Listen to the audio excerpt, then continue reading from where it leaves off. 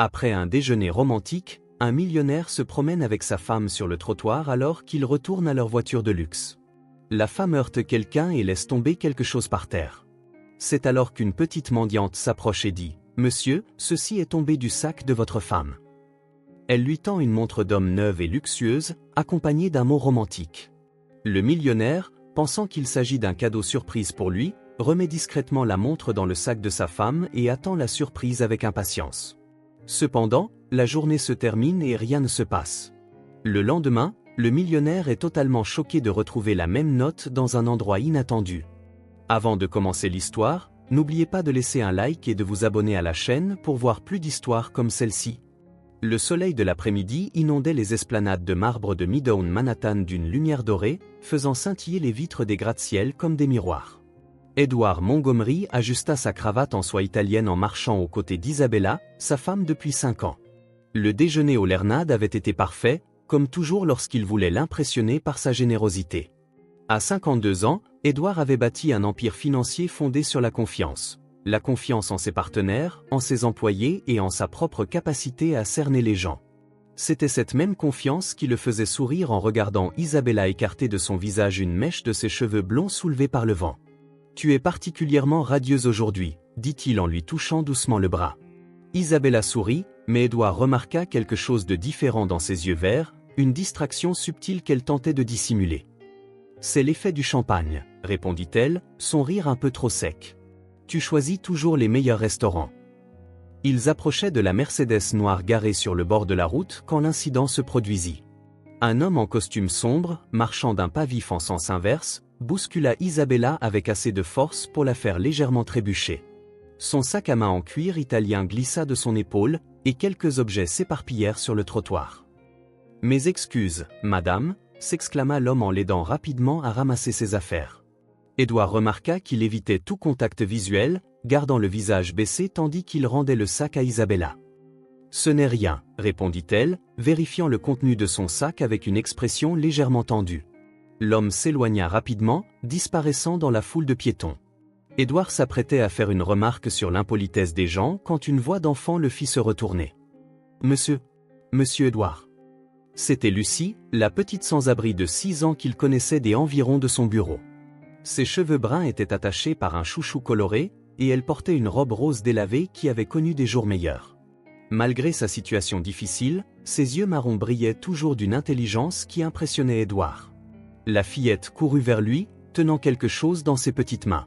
« Monsieur, ceci est tombé du sac de votre femme quand cet homme l'a bousculé. » Edward regarda ce qu'elle lui tendait. Un instant, le monde sembla s'arrêter. C'était un coffret en velours bleu marine avec le logo doré d'un célèbre joaillier suisse. À l'intérieur, une montre Patek Philippe en or scintillait au soleil, accompagnée d'une petite carte blanche pliée. « Je l'ai vue tomber et j'ai couru pour la ramasser », poursuivit Lucie avec la sincérité que seule une enfant peut avoir. « J'ai cru que la dame ne l'avait pas remarqué. » Edward prit le coffret avec des mains légèrement tremblantes, sentant le poids de la montre coûteuse. Isabella se tenait à côté de lui, pâle comme un linge, les yeux fixés sur l'objet qui était censé être en sécurité dans son sac à main. « Merci, Lucie », parvint à dire Edward, sa voix lui paraissant étrangère, même à ses propres oreilles. Il sortit un billet de $50 de son portefeuille et le donna à la fillette. « Tu es une jeune fille très intelligente et très honnête. » La fillette lui adressa un large sourire et s'éloigna en sautillant, ravie de cette générosité inattendue. Edward ouvrit discrètement la carte pendant qu'Isabella faisait semblant de chercher les clés de la voiture. Les mots, manuscrits d'une écriture élégante, firent battre son cœur. « Pour l'homme qui illumine mes jours et rend mes nuits plus spéciales. Avec tout mon amour et ma gratitude pour chaque moment passé à tes côtés. Tu mérites tout ce que la vie a de meilleur à offrir. » Edward referma rapidement la carte, son esprit s'emballant pour traiter l'information. La montre était manifestement chère, le genre de cadeau que l'on n'offre qu'à quelqu'un de très spécial. Et la note, les mots étaient affectueux, intimes, pleins d'amour. Isabella trouva enfin les clés, ses mains tremblant de manière presque imperceptible. « On rentre à la maison ?» demanda-t-elle en évitant son regard. Edward hocha la tête, plaçant soigneusement le coffret dans la poche intérieure de sa veste de costume. Alors qu'il montait en voiture, un sentiment étrange l'envahit, un mélange de confusion, de curiosité et de quelque chose qu'il ne parvenait pas tout à fait à définir. Pourquoi Isabella achèterait-elle une montre d'homme aussi chère? Et pourquoi semblait-elle si nerveuse après l'incident? En naviguant dans les rues embouteillées de Manhattan, Edward décida de ne pas mentionner sa découverte. Si c'était une surprise, il ne voulait pas gâcher le moment. Mais une petite graine de doute avait été plantée dans son esprit, et il ne pouvait s'empêcher de penser aux mots passionnés de la note et à la réaction étrange de sa femme. Pendant le trajet de retour, Edward essaya de maintenir une conversation normale, mais ses mots lui semblaient mécaniques. Isabella resta inhabituellement silencieuse, le regard perdu au dehors, une expression lointaine qu'il ne lui avait jamais vue. Le trafic dense de Manhattan lui laissait trop de temps pour réfléchir, et ses pensées tournaient obsessionnellement autour de la montre dans la poche de sa veste. « Comment s'est passée ta matinée ?» demanda-t-il en essayant de paraître décontracté tout en manœuvrant entre les voitures. « Normal, répondit rapidement Isabella, puis sembla réaliser que sa réponse était trop brève. « Je suis allé au salon, puis j'ai retrouvé Marina pour un café. Tu sais comment elle m'a tenu la jambe à propos de son divorce. » Edward hocha la tête, mais une partie de son esprit cataloguait automatiquement l'information. Isabella mentionnait fréquemment Marina ces derniers temps, toujours comme un alibi pour ses sorties matinales. Il connaissait Marina depuis des années, elle était mariée à l'un de ses clients, mais il ne l'avait jamais considérée comme particulièrement proche de sa femme. Ils arrivèrent dans leur communauté sécurisée de Greenwich, dans le Connecticut, juste avant 16 heures. La maison à 2 étages, avec son jardin impeccablement entretenu et sa piscine cristalline, avait toujours été son sanctuaire.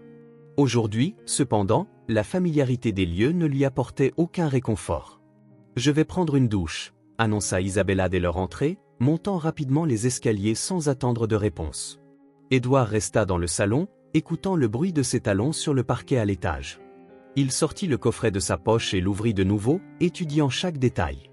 La Patek Philippe était un modèle qu'il connaissait bien, coûtant plus de 100 000 $. Ce n'était pas le genre d'achat impulsif que l'on fait sans une planification minutieuse. Il relut la note, analysant chaque mot. L'écriture était bien celle d'Isabella, il reconnaissait son écriture élégante et inclinée. Mais quelque chose dans la façon dont certains mots étaient formés le dérangeait. Pour l'homme qui illumine mes jours, pourquoi pas mon mari ou mon amour? La formalité subtile des mots contrastait avec l'intimité du cadeau. Edward rangea la montre dans un tiroir de son bureau personnel, une pièce au rez-de-chaussée où il gardait ses documents personnels et ses objets de valeur. Il décida d'attendre. Si c'était vraiment une surprise pour lui, Isabella finirait par mentionner la disparition du cadeau ou créerait une occasion spéciale pour le lui offrir. Pendant le dîner, il observa discrètement sa femme. Isabella picorait sa nourriture sans appétit, répondait à ses questions par monosyllabes et vérifiait constamment son téléphone. Lorsqu'il vibra pour la 5e fois en 10 minutes, Edward ne put contenir sa curiosité. « Le travail » demanda-t-il en désignant le téléphone. « Marina » répondit rapidement Isabella, mais Edward remarqua qu'elle ne lui montrait pas l'écran comme elle le faisait d'habitude. Elle est très angoissée pour son audience au tribunal demain. « Je ne savais pas que Marina avait une audience de prévue », commenta Edward d'un ton neutre. Isabella marqua une pause d'une fraction de seconde, sa fourchette à mi-chemin de sa bouche. « C'est une chose de dernière minute, son avocat a réussi à l'avancer. » Edward hocha la tête, mais il nota mentalement une autre incohérence. Marina lui avait dit la semaine dernière que son divorce était au point mort depuis des mois en raison de complications liées au partage des biens. Après le dîner, Isabella annonça qu'elle montait lire pour se coucher tôt. Edward resta dans le salon, feuilletant des magazines sans vraiment les lire. Vers 21 heures, il entendit Isabella parler au téléphone dans leur chambre. Sa voix était basse, presque un murmure, mais le ton était différent, plus doux, plus intime que lorsqu'elle parlait avec ses amis. Il monta silencieusement les escaliers et s'arrêta dans le couloir. À travers la porte légèrement entr'ouverte, il put saisir des bribes de la conversation. « Ne peut pas être sûr qu'il l'ait vue, la fille est sortie de nulle part, je dois être plus prudente. » Un frisson lui parcourut l'échine. Isabella parlait manifestement de l'incident de l'après-midi. Mais pourquoi devait-elle être plus prudente? Et qui était à l'autre bout du fil? La conversation se termina brusquement, et il entendit des pas s'approcher de la porte. Edward redescendit précipitamment les escaliers, faisant semblant d'être absorbé par un livre quand Isabella apparut dans le salon. « Je vais me coucher », dit-elle en lui embrassant le sommet du crâne, un geste autrefois affectueux mais qui semblait maintenant mécanique. « Bonne nuit. »« Bonne nuit, mon amour », répondit-il en la regardant remonter. Edward resta éveillé tard, son esprit rejouant chaque détail de la journée. L'appel téléphonique chuchoté, les réponses évasives, la nervosité après la découverte de la montre. Tout commençait à former un schéma inquiétant. Il pensa à Lucie, la jeune sans-abri dont l'acte honnête avait déclenché cette avalanche de doutes. Demain, décida-t-il, il la retrouverait pour la remercier à nouveau. Peut-être avait-elle vu quelque chose de plus pendant l'incident, quelque chose qui pourrait expliquer le comportement étrange d'Isabella. Pendant ce temps, la montre restait enfermée dans son tiroir, un cadeau coûteux au destinataire incertain, accompagné de mots d'amour qui n'étaient peut-être pas pour lui.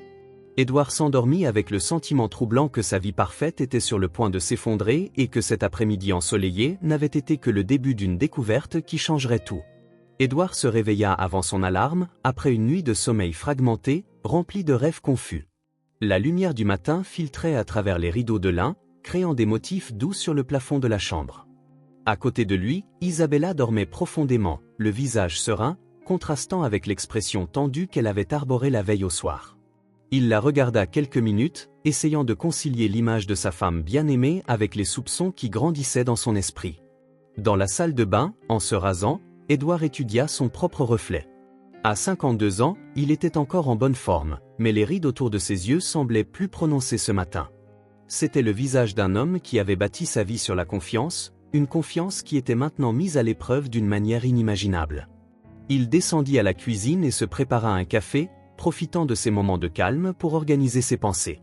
Il décida de chercher Lucie pendant sa pause déjeuner, espérant que la fillette pourrait éclaircir certains détails sur l'incident de la veille. Isabella apparut une heure plus tard, déjà vêtue d'une tenue élégante qu'il ne reconnaissait pas. « Tu es levé tôt » commenta-t-elle en se versant une tasse de café. « Je voulais te laisser dormir » répondit Édouard. « Tu semblais fatigué hier soir. »« Trop de travail à l'Institut » dit Isabella, faisant référence à son travail caritatif pour une organisation à but non lucratif. « Nous organisons le gala de collecte de fonds du mois prochain. » Édouard hocha la tête, mais se demanda mentalement quand Isabella était devenue si dévouée à son bénévolat. Ces derniers mois, elle avait mentionné l'Institut de plus en plus fréquemment, l'utilisant pour justifier des absences et des engagements vagues. « Je dois partir tôt aujourd'hui », poursuivit-elle en évitant son regard. « Nous avons une réunion avec les principaux sponsors. À quelle heure seras-tu de retour ? » « Je ne suis pas sûr, ça pourrait être tard. » Isabella termina rapidement son café et attrapa son sac à main, un autre que celui de la veille. « Ne m'attends pas pour dîner. » Édouard la regarda partir, notant à quel point elle semblait pressée de quitter la maison. Après avoir entendu le bruit de sa voiture s'éloigner, il se rendit à son bureau et ouvrit le tiroir où il avait rangé la montre. L'objet était exactement tel qu'il l'avait laissé, mais quelque chose le poussa à l'examiner de plus près. À l'aide d'une loupe qu'il gardait pour examiner des documents, Édouard étudia de nouveau la note. L'encre était bleu foncé, écrite avec un stylo coûteux, probablement le Man Blank qu'il avait offert à Isabella pour leur anniversaire. Mais il y avait quelque chose de presque imperceptible qui le dérangeait, de minuscules variations dans la pression de l'écriture, comme si la personne qui écrivait avait été nerveuse ou hésitante. Au bureau, Édouard essaya de se concentrer sur son travail, mais son esprit ne cessait de vagabonder. Il appela Robert Silva, son associé et meilleur ami depuis 15 ans. Robert était un homme pratique, direct, quelqu'un en qui Édouard avait toujours eu une confiance absolue. « Robert, tu as quelques minutes ?»« Bien sûr, Édouard. »« Un problème ?»« Pas exactement. C'est à propos d'Isabella. » Édouard hésita, se sentant ridicule. « Elle est différente ces derniers temps. »« Différente comment ? » Plus distante, toujours occupée avec ce travail caritatif, partant à des heures étranges. Édouard fit une pause. Il s'est passé quelque chose d'étrange hier. Édouard raconta l'incident de la montre, omettant seulement le contenu spécifique de la note. Robert écouta en silence, posant occasionnellement des questions pour clarifier. « Édouard, dit finalement Robert, tu te fais une montagne d'un rien. Isabella a toujours été sociable, toujours impliquée dans des œuvres de charité. La montre est de toute évidence une surprise pour toi. Mais pourquoi était-elle si nerveuse ? Parce que la surprise a été gâchée. Les femmes prennent ces choses très au sérieux, rit Robert. Tu agis comme un adolescent jaloux. Édouard raccrocha, se sentant en partie soulagé, mais aussi légèrement frustré. Robert avait raison, il agissait de manière irrationnelle. C'était peut-être vraiment juste une surprise ratée, et Isabella était simplement contrariée d'avoir été découverte. Pendant sa pause déjeuner, Édouard se rendit sur la place près de son bureau où il voyait souvent Lucie. La fillette était assise sur un banc, partageant un sandwich avec un garçon encore plus jeune qu'elle. Lucie, aplatait-il en s'approchant. La fillette leva les yeux, souriant en le reconnaissant. « Monsieur Édouard, vous êtes venu me chercher ? Je voulais te remercier encore pour ton honnêteté d'hier, dit-il en s'asseyant à côté d'eux. Tu es une jeune fille très spéciale. » Lucie sourit, mais Édouard remarqua qu'elle semblait plus tendue que d'habitude. « Monsieur, je peux vous demander quelque chose ? » « Bien sûr. Cette dame, c'est vraiment votre femme. » La question fut posée avec la curiosité innocente d'une enfant, mais quelque chose dans le ton de Lucie incita Édouard à prêter une attention particulière. « Oui, pourquoi me demandes-tu ça ?» Lucie échangea un regard avec le garçon à côté d'elle. « C'est juste que, je l'ai déjà vu. Plein de fois. » « Où ça ? » ?»« Dans le coin. Toujours avec un homme en costume chic. Il parle très sérieusement, et parfois elle se fâche. » Lucie hésita. « Je pensais que c'était son frère ou quelque chose comme ça. » Édouard sentit son estomac se nouer. À quoi ressemble cet homme ? Grand, cheveux noirs, il porte des lunettes. Il conduit une voiture noire comme la vôtre, mais plus petite. La description résonna vaguement dans l'esprit d'Édouard, mais il ne parvenait pas à mettre un nom sur ce visage. « Quand les as-tu vus ensemble pour la dernière fois ? » La semaine dernière. Ils se disputaient à propos de quelque chose, et elle avait l'air vraiment nerveuse. Lucie baissa la voix d'un ton conspirateur. « Monsieur, vous pensez qu'elle a des ennuis ? » Édouard se força à sourire de manière rassurante. « Je suis sûr que ce n'est rien, Lucie. Merci de me l'avoir dit. » Il lui donna un autre billet de $50 et retourna à son bureau, l'esprit en ébullition. Les paroles de Lucie confirmaient ses pires soupçons, mais soulevaient aussi de nouvelles questions troublantes. Qui était cet homme mystérieux, et pourquoi Isabella le rencontrait-elle en secret ? Édouard retourna à son bureau, les mots de Lucie résonnant dans son esprit. La description de l'homme mystérieux, grand, cheveux noirs, lunettes, une voiture noire plus petite, créait une image vague mais troublante. Il tenta de se concentrer sur ses réunions de l'après-midi, mais sa productivité était paralysée par une anxiété croissante. Vers 17h, il décida de faire quelque chose qu'il n'avait jamais envisagé auparavant, enquêter discrètement sur les habitudes d'Isabella. Il appela la maison, mais personne ne répondit. Il essaya son téléphone portable, qui tomba directement sur la messagerie vocale. Un sentiment de malaise s'installa dans sa poitrine. Où était sa femme exactement ? Édouard se souvint qu'Isabella gardait un iPad à la maison, synchronisé avec son iPhone. Si elle utilisait des applications de localisation ou de messagerie, il pourrait trouver des réponses. L'idée d'espionner sa propre femme le rendait misérable, mais le besoin de connaître la vérité devenait écrasant. Il arriva à la maison à 18h30 et la trouva vide, comme prévu. Dans le bureau d'Isabella, une petite pièce au 2e étage qu'elle utilisait pour ses projets personnels, il trouva l'iPad. À sa surprise, l'appareil n'était pas protégé par un mot de passe. Les mains tremblantes, Édouard ouvrit l'application de messagerie. La plupart des conversations étaient avec des amis, des discussions sur des événements sociaux et les activités de l'association caritative. Mais une conversation attira son attention, des messages échangés avec un contact identifié uniquement par RS. Les messages les plus récents dataient de ce matin-là. Est-ce qu'il se doute de quelque chose ? Je ne suis pas sûr. Il était bizarre hier soir. On doit être plus prudent. On ne peut prendre aucun risque maintenant. Et s'il découvre tout ? Calme-toi. On a tout sous contrôle. Le plan est toujours d'actualité. Édouard sentit son sang se glacer. RS, les initiales correspondaient parfaitement à Robert Silva, son meilleur ami et associé. L'homme à qui il avait confié non seulement ses affaires, mais aussi ses inquiétudes concernant Isabella quelques heures plus tôt. Il continua à lire les anciens messages, découvrant une série de rendez-vous fixés à des heures précises, toujours dans des lieux discrets. Il y avait des références à des documents, des transferts, plus inquiétant encore, un calendrier final. Un message datant de 3 jours lui arrêta le cœur. Le cadeau est prêt. Je le livrerai demain pendant le déjeuner. Tu es sûr qu'il ne se doutera de rien ? C'est exactement comme ceux qui l'achètent pour les clients importants. Ça semblera naturel. Et après ? Après, on passe à la phase suivante. Édouard relut les messages plusieurs fois, essayant de mesurer l'ampleur de la trahison. La montre n'était pas un cadeau pour lui, elle faisait partie d'un plan élaboré entre sa femme et son meilleur ami. Mais quel était ce plan exactement? Il chercha d'autres indices sur l'iPad et trouva un historique de recherche qui le laissa encore plus troublé. Isabella avait fait des recherches sur le transfert d'actions de société, la procuration, le plus alarmant, la compétence mentale pour les décisions financières. Le bruit d'une voiture dans l'allée le fit rapidement fermer l'iPad et se dépêcher de descendre. Isabella entra par la porte de derrière, portant des sacs de course et semblant plus détendue que ce matin-là. « Salut chérie », dit-elle en l'embrassant sur la joue. « Je suis rentrée plus tôt que prévu. » La réunion s'est terminée rapidement. « Comment ça s'est passé ?» demanda Edouard, se forçant à prendre un ton décontracté tout en observant chaque expression sur son visage. « Productif.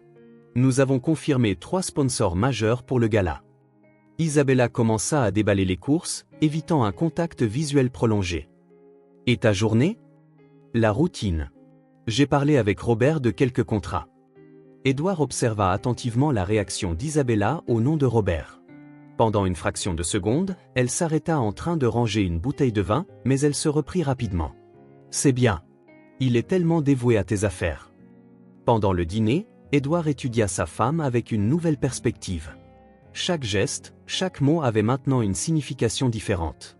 Isabella parlait de l'institut, de ses amis, des projets pour le week-end, le tout paraissant parfaitement normal en surface, mais chargé de duplicité pour quelqu'un qui connaissait la vérité. « Tu es silencieux ce soir », remarqua Isabella. « Juste fatigué. C'était une longue journée de réunion. Peut-être que tu devrais déléguer davantage à Robert. Tu lui fais tellement confiance. » L'ironie de ses paroles était presque insupportable. Edouard hocha la tête, mais à l'intérieur, il ressentait un mélange de rage et de désolation. Sa femme ne se contentait pas de le tromper, mais elle le faisait avec la personne en qui il avait le plus confiance dans le monde des affaires. Après le dîner, Edouard s'enferma dans son bureau, essayant d'organiser ses pensées. Il avait besoin de plus d'informations avant de prendre des mesures drastiques. Les messages sur l'iPad étaient accablants, mais ils n'expliquaient pas entièrement la nature du plan de Robert et Isabella. Il décida que le lendemain, il mènerait sa propre enquête. Il devait découvrir exactement ce qu'il prévoyait et comment la mystérieuse montre s'intégrait dans ce plan plus vaste. Le sentiment que sa vie était manipulée par les personnes en qui il avait le plus confiance était écrasant, mais Edouard savait qu'il devait garder son sang-froid jusqu'à ce qu'il comprenne toute l'étendue de la trahison. Pendant ce temps, à l'étage, il entendit de nouveau Isabella au téléphone, la voix basse. Cette fois, Edouard n'eut pas le cœur d'aller écouter. Certaines vérités étaient mieux découvertes petit à petit, et il soupçonnait que les révélations les plus choquantes étaient encore à venir. Edouard passa une nuit blanche, son esprit s'efforçant obsessionnellement de relier les pièces du puzzle qu'il avait découvertes. Les messages entre Isabella et Robert, les recherches sur le transfert d'actions, les références à un calendrier final, tout indiquait une conspiration bien plus élaborée qu'une simple liaison. Le lendemain matin, il décida d'agir avec une prudence stratégique. Il arriva au bureau plus tôt que d'habitude et demanda à son assistante de lui apporter tous les documents relatifs à la structure actionnariale de l'entreprise. Si Robert et Isabella prévoyaient quelque chose impliquant ses affaires, ils devaient comprendre ses vulnérabilités exactes. En examinant les dossiers, Edouard remarqua quelque chose qu'il n'avait jamais considéré comme un problème. Robert avait accès à la quasi-totalité des opérations financières de l'entreprise. En tant que partenaire minoritaire mais gestionnaire actif, il pouvait autoriser des transferts, signer des contrats et prendre des décisions en l'absence d'Edouard. Un détail spécifique attira son attention. Il y a 3 semaines, Robert avait demandé une procuration générale pour négocier avec de nouveaux investisseurs européens. Edouard l'avait signé sans hésitation, faisant entièrement confiance au jugement de son partenaire. Maintenant, cette décision lui semblait dangereusement naïve. À 10 heures, Robert entra dans le bureau avec son attitude habituelle, souriant, confiant, saluant Edouard avec la même poignée de main ferme que toujours. Mais Edouard remarquait maintenant des détails qui lui avaient échappé auparavant, la façon dont Robert évitait un contact visuel prolongé, comment il vérifiait constamment son téléphone, comment il semblait pressé de mettre fin à leur conversation. « Edouard, nous devons parler de la proposition des investisseurs allemands », dit Robert en entrant dans le bureau sans frapper. « Quelle proposition ? Celle dont nous avons discuté la semaine dernière. Ils ont besoin d'une réponse d'ici demain. » Robert posa un dossier sur le bureau. « C'est une opportunité exceptionnelle. 100 millions pour l'expansion internationale.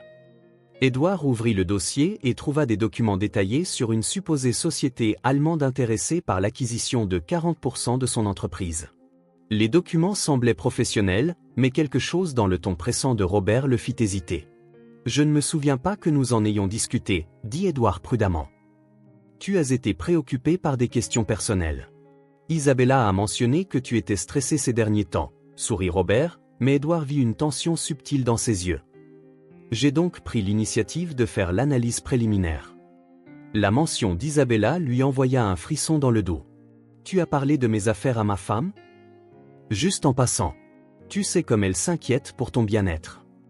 Robert s'assit, adoptant une posture détendue qui contrastait avec l'urgence de ses propos. Édouard, cette opportunité ne peut pas attendre. Si nous ne décidons pas aujourd'hui, ils passeront au candidat suivant. Édouard fit semblant d'étudier les documents pendant que son esprit traitait les implications. L'apparition soudaine d'investisseurs étrangers, la pression pour une décision rapide, l'implication d'Isabella, tout semblait orchestré. Mais il avait besoin de plus de temps pour comprendre pleinement le stratagème. « C'est beaucoup d'argent pour décider si hâtivement, » dit Édouard. « J'ai besoin que mon avocat examine les contrats. »« Ton avocat ?» Robert sembla sincèrement surpris. « Édouard, nous travaillons ensemble depuis 15 ans. Tu n'as jamais remis en question mon analyse. »« Je ne remets pas en question ton analyse, c'est une diligence raisonnable de base. » Robert se leva et se dirigea vers la fenêtre. « Tu agis bizarrement depuis hier. Quelque chose ne va pas ?» Édouard l'observa attentivement.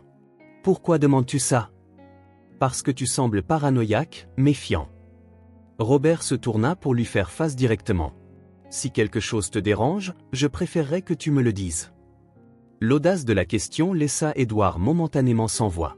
Robert le testait, essayant de savoir ce qu'il savait. C'était un jeu dangereux, et Édouard réalisa qu'il devait être encore plus prudent. « Je suis juste prudent, » répondit Édouard. Les dernières semaines ont été intenses à cause du comportement étrange d'Isabella. Édouard sentit un piège se refermer. « Quel comportement étrange ? Tu m'as dit hier qu'elle était différente, distante, qu'elle sortait beaucoup. » Robert se rapprocha. « Édouard, en tant qu'ami, je dois te dire quelque chose que tu ne voudras peut-être pas entendre. »« Quoi ? » Isabella a été vue avec d'autres hommes. Dans des restaurants, des cafés. Toujours très intimes, très proches. Édouard afficha une expression de choc, mais à l'intérieur, il ressentit un mélange de rage et d'admiration pour le culot de Robert. Il essayait de manipuler la situation pour faire croire à Édouard que la trahison venait uniquement d'Isabella. « Qui t'a dit ça ? » Plusieurs personnes. Des clients à nous, des connaissances. Il ne voulait pas me le dire, mais il pensait que je devais le savoir, pour te protéger. « Me protéger comment ? » Robert hésita un instant, comme s'il prenait une décision difficile. « Édouard, tu sais qu'Isabella a accès à tes comptes personnels, n'est-ce pas ? Si elle est impliquée avec quelqu'un d'autre, tu pourrais être en danger financier. » L'ironie était stupéfiante. Robert le mettait en garde contre des risques financiers tout en étant apparemment le cerveau de sa propre fraude. C'était une pièce de théâtre élaborée, mais Édouard commençait à voir clair dans le jeu. « Tu penses que je devrais ? Protéger tes actifs. Temporairement. Jusqu'à ce que tu clarifies la situation. » Robert retourna au bureau, tapotant légèrement les documents. Coïncidence, ces investisseurs allemands pourraient t'aider. En leur transférant 40% de l'entreprise, tu créerais un pare-feu juridique entre tes actifs personnels et professionnels. Voilà. Édouard vit enfin le tableau complet. Robert utilisait la prétendue infidélité d'Isabella pour le convaincre de transférer le contrôle de son entreprise à des investisseurs qui n'existaient probablement même pas. C'était une arnaque sophistiquée, planifiée depuis des mois, peut-être des années. « J'ai besoin de réfléchir à tout ça, » dit Édouard en gardant sa voix neutre. « Bien sûr. Mais souviens-toi, le temps presse. » Robert rassembla les documents. « Les Allemands attendent une réponse d'ici demain matin. » Après le départ de Robert, Édouard resta assis, sentant tout le poids de la trahison. Son meilleur ami et sa femme ne se contentaient pas de le trahir, ils essayaient de le détruire financièrement, de manière méticuleuse et impitoyable. La découverte était à la fois dévastatrice et éclairante. Maintenant, il savait à quoi il avait affaire. La question était de savoir comment il pouvait se protéger sans alerter les conspirateurs qu'il avait découvert leur plan. Édouard quitta le bureau au milieu de l'après-midi, prétextant un malaise. Il avait besoin de temps pour digérer tout ce qu'il avait découvert, plus important encore, pour élaborer une contre-stratégie. Robert avait planté la graine de l'urgence, les prétendus investisseurs allemands attendaient une réponse pour le lendemain matin. C'était une pression calculée, conçue pour empêcher Édouard de réfléchir clairement. En rentrant chez lui, il s'arrêta sur la place où il voyait souvent Lucie. La fillette était là, comme toujours, mais cette fois, elle semblait agitée. En le voyant approcher, elle courut vers lui avec une expression inquiète. « Monsieur Édouard, je suis si contente que vous soyez venu. Que s'est-il passé, Lucie ? Des hommes sont venus me chercher. Ils ont posé des questions sur vous et votre femme. » La fillette regarda nerveusement autour d'elle. « Ils m'ont dit de ne raconter à personne ce que j'ai vu. » Un frisson parcourut l'échine d'Édouard. « Quels hommes ? À quoi ressemblaient-ils ? » L'un était grand avec des lunettes, comme celui dont je vous ai parlé qui est avec votre femme. L'autre était plus petit, très sérieux. Lucie baissa la voix. « Ils m'ont donné de l'argent et ont dit que je pourrais avoir des ennuis si je continuais à trop parler. » T'ont-ils fait du mal ? Non, mais ils m'ont fait peur. L'homme aux lunettes a dit qu'il vous connaît, que vous êtes amis. Lucie hésita. « Monsieur, êtes-vous en danger ?» Édouard s'agenouilla à la hauteur de la fillette, posant doucement ses mains sur ses épaules. « Lucie, tu es très courageuse et très intelligente. J'ai besoin que tu me promettes quelque chose. Si ces hommes reviennent, tu te caches, d'accord ? Et si quelqu'un te pose des questions sur moi, tu dis que tu ne me connais pas bien. Mais pourquoi ? Parce que certains adultes font de mauvaises choses et tu n'as rien à voir avec ça. » Édouard sortit 2 cents dollars de son portefeuille. « Prends ça et prends bien soin de toi. Si tu as besoin de quoi que ce soit, tu sais où est mon bureau. » Lucie hocha la tête gravement, empochant l'argent. « Monsieur, je peux vous dire une dernière chose ? » « Bien sûr. Avant que les hommes ne viennent, j'ai revu votre femme ici. Elle était vraiment nerveuse, au téléphone. Je l'ai entendu dire quelque chose comme « accélérer les choses et il ne doit pas savoir ». Édouard ferma les yeux un instant. Robert et Isabella intensifiaient leurs efforts, sentant probablement ses soupçons grandissant. La menace voilée envers Lucie montrait qu'ils étaient prêts à aller loin pour protéger leur plan. À la maison, Édouard trouva Isabella dans la cuisine en train de préparer un dîner élaboré, chose qu'elle n'avait pas faite depuis des mois. Elle lui sourit en le voyant, mais il remarqua la tension derrière son expression joyeuse. « Tu es rentré tôt » dit-elle en l'embrassant sur la joue. « J'ai pensé faire ce risotto que tu aimes tant. Quelle est l'occasion spéciale ? Une femme ne peut-elle pas faire quelque chose de spécial pour son mari ? » Isabella rit, mais le son était forcé. De plus, j'ai eu de bonnes nouvelles aujourd'hui. L'Institut a obtenu un sponsor très généreux pour le gala. Quel sponsor ? Une entreprise allemande. Ils se sont intéressés à notre travail par le biais de relations communes. Édouard faillit s'étouffer avec l'eau qu'il buvait. La mention des Allemands n'était pas une coïncidence. Cela faisait partie du récit que Robert et Isabella tissaient pour donner de la crédibilité à leur arnaque. Des Allemands, comme c'est intéressant. Robert m'a mentionné aujourd'hui qu'il négociait aussi avec des investisseurs allemands. Oh, vraiment ? Isabella s'arrêta de remuer le risotto. Quelle coïncidence ! Ce doit être le même groupe. New York n'est pas si grande que 2 entreprises allemandes différentes apparaissent la même semaine. Édouard observa sa réaction attentivement. Peut-être que tu pourras me les présenter au gala de l'Institut. Ils sont très discrets. Ils préfèrent garder leurs affaires commerciales confidentielles. Pendant le dîner, Édouard maintint une conversation apparemment normale, mais chaque mot était soigneusement calculé pour tester les réactions d'Isabella. Elle parlait de l'Institut, de ses amis, de projets futurs, mais ses réponses semblaient répétées, comme si elle suivait un script.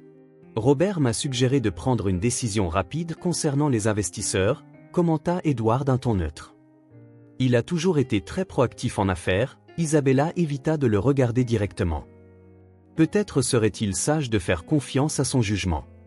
Tu penses que je devrais signer les contrats demain ? Ce n'est pas à moi de commenter tes affaires. La réponse était trop rapide, trop automatique. Mais Robert est ton meilleur ami. Il ne ferait jamais rien pour te faire du mal.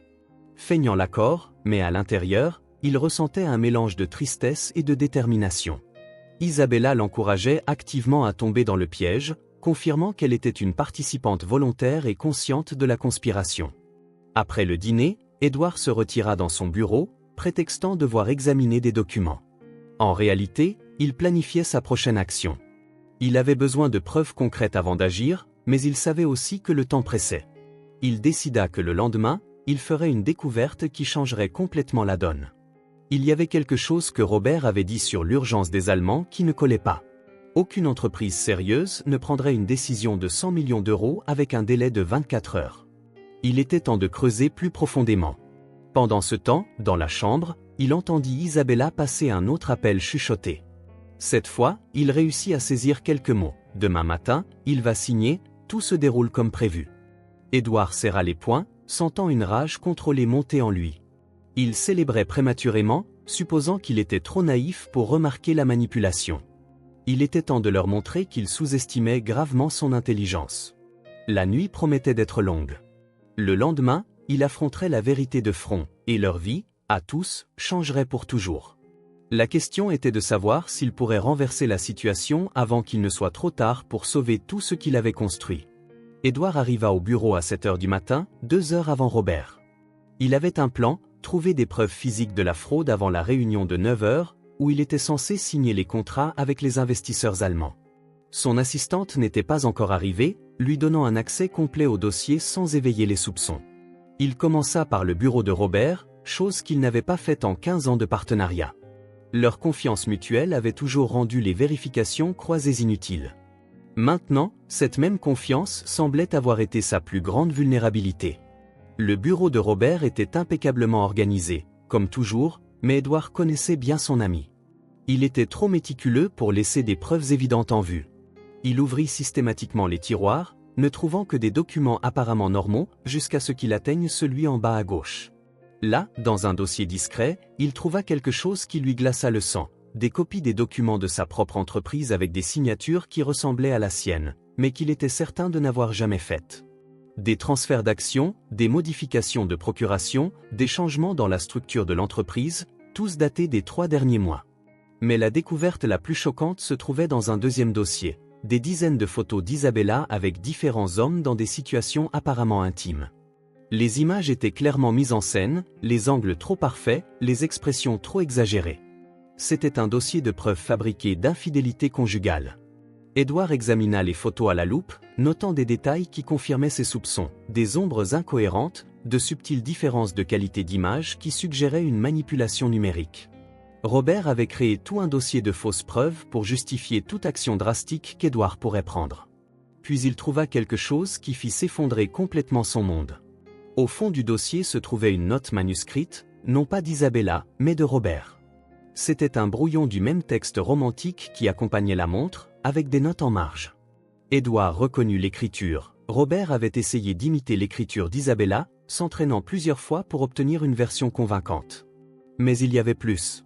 Une deuxième feuille contenait des instructions détaillées pour l'accident dans la rue, il doit bousculer près de l'Ernade à 15h30. La montre doit paraître tomber naturellement. L'enfant doit être briefé à l'avance. Édouard sentit une vague de nausée en saisissant l'étendue de la manipulation. Même sa rencontre avec Lucie avait été orchestrée. Robert avait placé la montre dans le sac d'Isabella, sachant qu'elle la perdrait accidentellement au moment exact où la fillette serait là pour la lui rendre.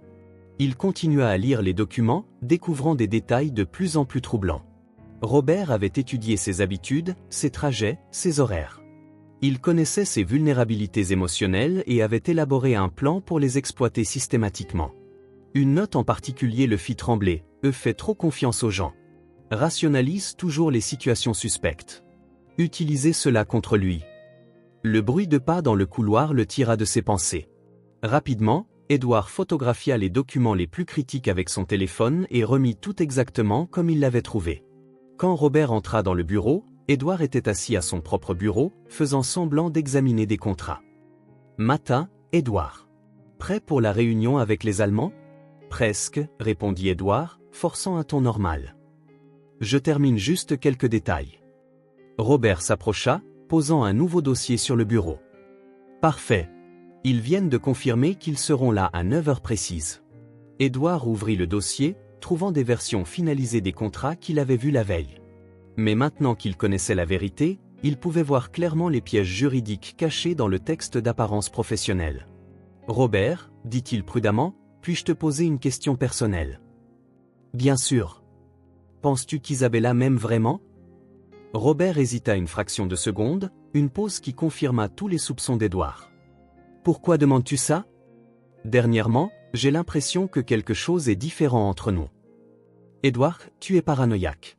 Isabella est une épouse modèle. Robert s'assit, adoptant la posture d'un conseiller sympathique. Peut-être que tu projettes tes propres insécurités sur la relation.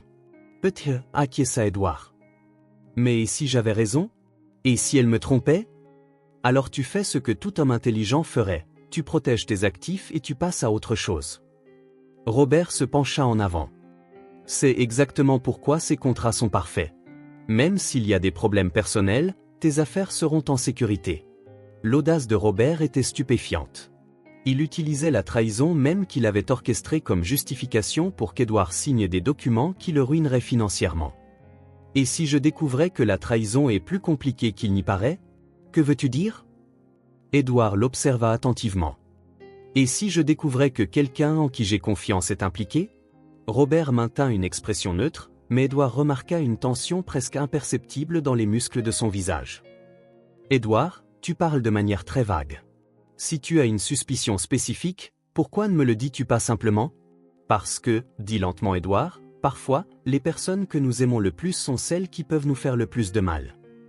Le silence qui suivit était lourd de sens. Robert savait qu'Edouard le testait, mais il ne pouvait pas être sûr de ce qu'il avait vraiment découvert. Les Allemands seront là dans 30 minutes, dit finalement Robert, changeant de sujet. Vas-tu signer? Edouard regarda les contrats, puis l'homme qu'il avait considéré comme son meilleur ami pendant 15 ans. La décision qu'il prendrait dans les prochaines minutes déterminerait non seulement son avenir financier, mais aussi la manière dont il gérerait la plus profonde trahison qu'il ait jamais subie. Je signerai, dit Edouard. Mais d'abord, je veux passer un appel. Robert sourit, clairement soulagé. Bien sûr. À ton avocat? Non, répondit Edouard en décrochant le téléphone. À ma femme. Je veux qu'elle soit ici pour assister à ce moment important de ma vie. L'expression de Robert changea subtilement. Il ne s'attendait pas à ce qu'Isabella soit présente pour la signature. C'était une variable qui n'était pas dans son plan.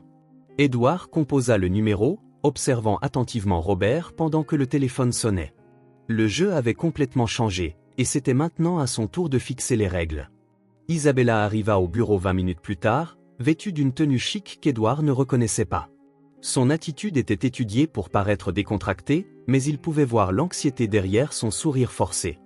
Robert la salua d'un baiser sur la joue qui dura une fraction de seconde de trop pour être approprié.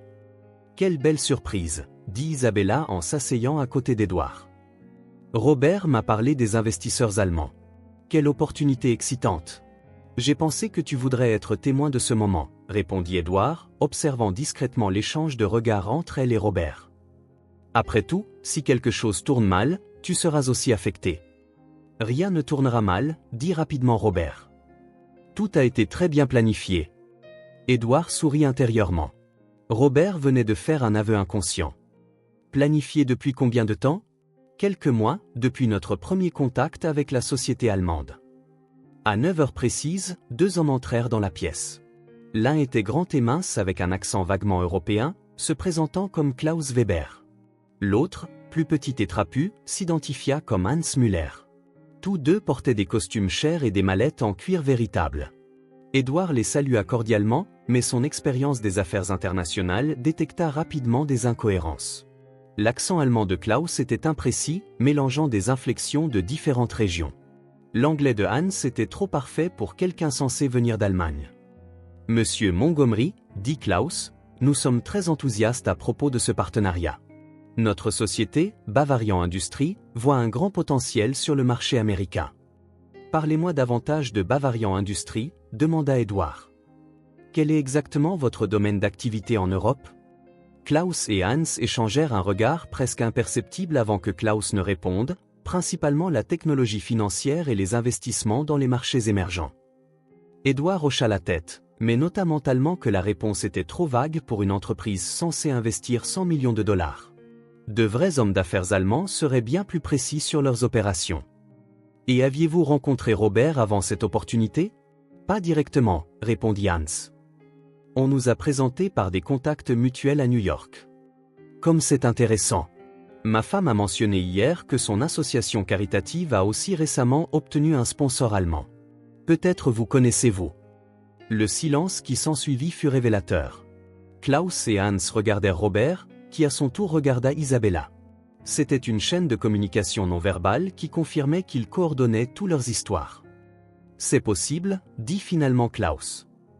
La communauté allemande de New York n'est pas très grande. Edward décida de resserrer l'étau. Klaus, quelle est votre formation exactement? J'ai toujours été intéressé par les écoles de commerce allemandes. L'université de Munich. Commerce et économie. Ah, la Ludwig-Maximilian-Universität. Une excellente institution. J'y ai étudié un semestre pendant mon MBA. Edward mentait, mais il voulait tester la réaction de Klaus. Vous vous souvenez du professeur Hoffmann? Il enseignait l'économie internationale. Klaus hésita visiblement. Oui, bien sûr. Un professeur très respecté. Edward sourit. Il n'y avait pas de professeur Hoffmann à l'université de Munich, il avait inventé le nom. Klaus venait de confirmer qu'il était un imposteur. Bon, passons au contrat, dit Robert, clairement anxieux de mettre fin à l'interrogatoire. Edward prit les documents, faisant semblant de les lire attentivement pour la première fois.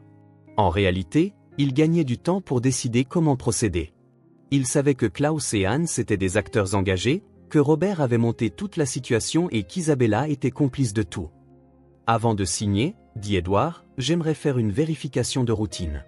Vous ne voyez pas d'inconvénient à ce que j'appelle l'ambassade d'Allemagne pour confirmer l'enregistrement de Bavarian Industries, n'est-ce pas? La panique dans les yeux de Robert était presque comique. Edward, ce n'est pas nécessaire. Nous sommes tous là, nous avons toute la documentation. C'est juste un protocole commercial, insista Edward en prenant son téléphone. Ça ne prendra que quelques minutes. En fait, dit Klaus en se levant brusquement, nous venons de nous souvenir que nous avons un autre engagement. Il est peut-être préférable que nous reportions la signature à demain. Quel dommage, dit Edward en se levant également. J'étais si impatient de finaliser aujourd'hui. Klaus et Hans partirent rapidement, marmonnant des excuses sur des rendez-vous urgents. Edward les regarda partir, notant qu'ils n'avaient pas la posture formelle typique des cadres européens. Dès que la porte se referma, Robert explosa. « Edward, mais qu'est-ce que c'était que ça? Tu viens de saboter l'affaire. » Saboter? J'ai juste posé quelques questions commerciales de base. Tu les as intimidés avec toutes ces histoires d'ambassade et de vérification d'antécédents. Robert, dit calmement Edward, ne trouves-tu pas étrange que des investisseurs sérieux fuient à la simple mention d'une vérification de routine? Isabella se leva, clairement nerveuse. Peut-être qu'ils sont juste discrets. Les hommes d'affaires allemands peuvent être très formels. Ou peut-être, dit Edward en regardant Robert droit dans les yeux, qu'ils ne sont pas vraiment allemands du tout. Le silence dans la pièce était assourdissant. Robert essaya de garder son sang-froid, mais Edward pouvait voir le désespoir grandir dans ses yeux. Edward, qu'est-ce que tu insinues? J'insinue que Klaus Weber n'a jamais étudié à Munich parce que le professeur Hoffmann qu'il prétend connaître n'existe pas. J'insinue que Bavarian Industries est probablement aussi réel que les billets doux qui tombent des sacs à main des épouses. Isabella devint d'une pâleur fantomatique. Robert recula d'un pas, comme s'il avait reçu un coup de poing. Tu savais, dit lentement Robert. Depuis combien de temps sais-tu? Edward sourit tristement. Assez longtemps pour comprendre que mes meilleurs amis essaient de me détruire. La question, c'est pourquoi. Le jeu avait complètement changé. Maintenant, Robert et Isabella savaient qu'ils étaient démasqués, et Edward devait être prêt à affronter la suite. Les gens désespérés étaient capables de mesures extrêmes. Robert s'effondra dans un fauteuil, passant ses mains sur son visage dans un geste de défaite. Isabella restait debout, mais ses jambes tremblaient visiblement. Le silence s'étira pendant de longues secondes avant que Robert ne parle enfin. 15 ans, dit-il, sa voix chargée d'une amertume qu'Edward n'avait jamais entendue. 15 ans à être ton associé minoritaire, à te regarder prendre toutes les grandes décisions, à t'attribuer tout le mérite pendant que je faisais le sale boulot. Robert, je t'ai toujours traité comme un égal. Égal? Robert rit amèrement. Edward, tu possèdes 60% de l'entreprise, j'en ai 40. Tu as la maison à Greenwich, la maison à la plage, les voitures importées. J'ai un petit appartement et une vie médiocre. Édouard avait l'impression de voir Robert pour la première fois. L'homme qu'il avait considéré comme son meilleur ami révélait un ressentiment profond, cultivé pendant des années d'envie silencieuse. « Et toi, Isabella ?» Édouard se tourna vers sa femme. « Quelle est ton excuse ?» Isabella retrouva enfin sa voix, mais quand elle parla, il n'y avait aucune trace de la femme douce qu'il avait connue. « Tu veux vraiment connaître la vérité, Édouard ?» Désespérément. « La vérité, c'est que je t'ai épousé pour ton argent. Et Robert ? Robert m'a offert quelque chose de mieux. » Sa voix était froide, calculatrice. « Il m'a promis la moitié de tout ce que nous pourrions te prendre. » Les mots frappèrent Édouard comme des coups physiques. « Vous vous connaissiez avant que je ne te rencontre ? » « Depuis 7 ans, répondit Isabella. « Robert m'a engagé pour m'approcher de toi. J'étais une actrice ratée, j'avais besoin d'argent. Le plan était que je t'épouse, que j'attende quelques années pour que ça ne paraisse pas suspect, et puis, elle haussa les épaules, que je divorce pour la moitié de tes biens. Mais ensuite, vous avez réalisé que vous pouviez tout prendre, termina Édouard pour elle. L'entreprise vaut bien plus que tes biens personnels, dit Robert. Et tu as toujours été si confiant, si prompt à croire aux gens. C'était trop facile. Édouard se leva et se dirigea vers la fenêtre. La vue de Manhattan s'étendait devant lui, la ville où il avait bâti son empire, où il croyait avoir trouvé le véritable amour, et où il avait découvert que tout n'était qu'une illusion élaborée. La montre, dit-il sans se retourner. Vous avez falsifié la note, vous avez orchestré tout l'accident. La fillette était un coup de génie, admit Robert. Je savais que tu te sentirais obligé de remettre secrètement la montre pour ne pas gâcher la surprise. Quand tu l'as fait, Isabella devait jouer la confusion sur l'endroit où se trouvait le cadeau, créant le soupçon parfait. Et si je t'avais interrogé directement sur la montre ? Isabella aurait dit que c'était une surprise pour votre anniversaire de mariage, qu'elle la gardait pour la bonne occasion, sourit cyniquement Robert. Nous avions des réponses pour chaque scénario. Édouard se tourna pour leur faire face. Et les photos ? Les preuves d'infidélité, au cas où tu n'achèterais pas l'histoire des Allemands, expliqua Robert. Si tu refusais de transférer les actions volontairement, nous aurions utilisé les photos pour suggérer qu'Isabella te trompait et se préparait à un divorce ruineux. Tu aurais transféré l'entreprise pour te protéger. Et puis, après un temps approprié, j'aurais découvert que les Allemands étaient des fraudeurs, qu'ils avaient disparu avec ton entreprise. Tu aurais été anéanti, mais j'aurais été là pour te soutenir. Robert fit une pause. Et finalement, je t'aurais offert un partenariat dans une nouvelle entreprise, qui serait en fait ton entreprise actuelle, maintenant sous mon contrôle. La sophistication du plan était stupéfiante de cruauté. Édouard réalisa qu'il avait été étudié, analysé et manipulé pendant des années. Chaque geste affectueux d'Isabella, chaque conseil de Robert, chaque moment d'amitié apparente avait été calculé pour ce moment. « Pourquoi maintenant ?» demanda Édouard. Pourquoi ne pas s'en tenir au plan initial d'un divorce ? Isabella et Robert échangèrent un regard. Ce fut elle qui répondit, « Parce que nous sommes tombés amoureux, pour de vrai. Et nous ne voulions pas attendre encore 5 ans à vivre un mensonge. » De plus, ajouta Robert, l'entreprise est à sa valeur maximale.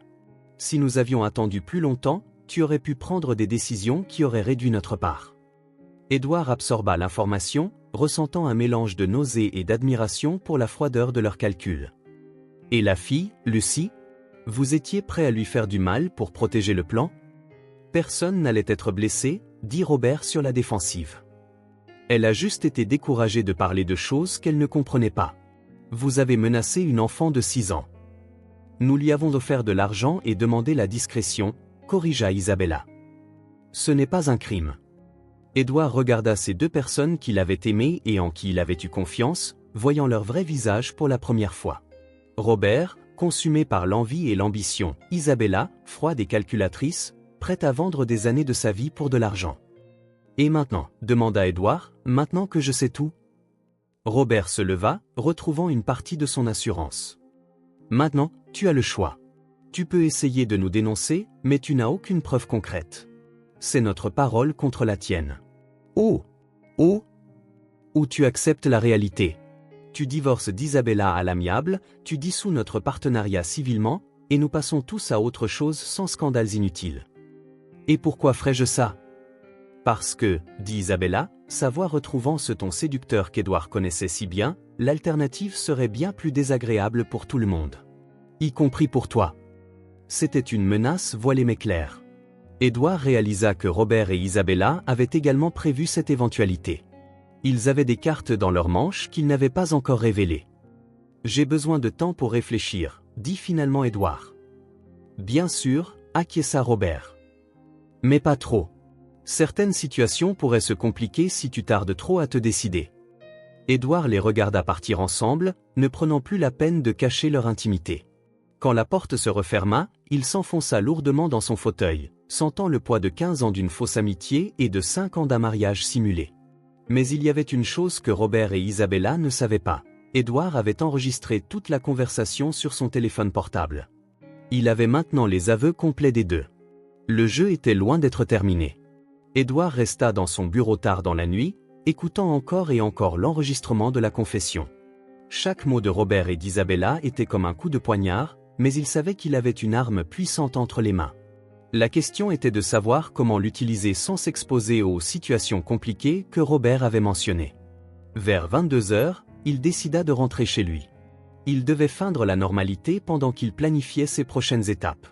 Sur le trajet, il s'arrêta sur la place où il avait l'habitude de trouver Lucie, mais la fillette n'était pas là.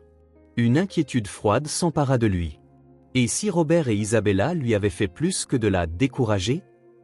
À la maison, il trouva Isabella dans le salon, regardant la télévision avec un verre de vin à la main. Elle le salua naturellement, comme si la confession dévastatrice de ce matin n'avait jamais eu lieu. « Comment s'est passé le reste de ta journée ?» demanda-t-elle, sa voix teintée d'une fausse préoccupation. « Productive, répondit Édouard en l'observant attentivement.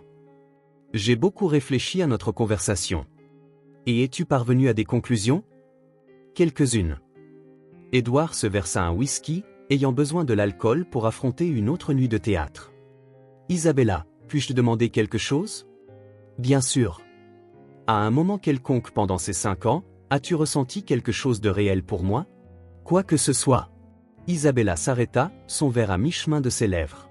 Pendant un instant, Édouard vit quelque chose qui aurait pu être du regret traverser son visage. Édouard, ne rends pas les choses plus difficiles qu'elles ne le sont déjà. Réponds simplement à la question. As-tu ressenti quelque chose? J'ai ressenti de la gratitude. Tu as toujours été gentil avec moi. Tu n'as jamais été cruel ou violent, comme d'autres hommes que j'ai connus. Elle baissa les yeux.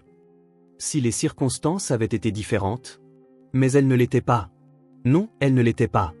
Édouard hocha la tête, ressentant un sentiment amer de clôture. Au moins, elle avait été honnête cette fois. Le lendemain matin, Édouard se réveilla avec une détermination renouvelée. D'abord, il devait trouver Lucie et s'assurer qu'elle était en sécurité. Ensuite, il développerait une stratégie pour protéger ses biens et exposer la conspiration. Il arriva tôt sur la place, mais de nouveau, il ne trouva pas la fillette. Il interrogea d'autres sans-abri qui lui dirent que Lucie n'était pas venue depuis 2 jours. L'inquiétude d'Édouard se transforma en panique. C'est alors qu'il entendit une petite voix appeler son nom. « Monsieur Édouard !» Il se retourna et vit Lucie courir vers lui, mais elle n'était pas dans la rue. Elle sortait d'une petite église près de la place.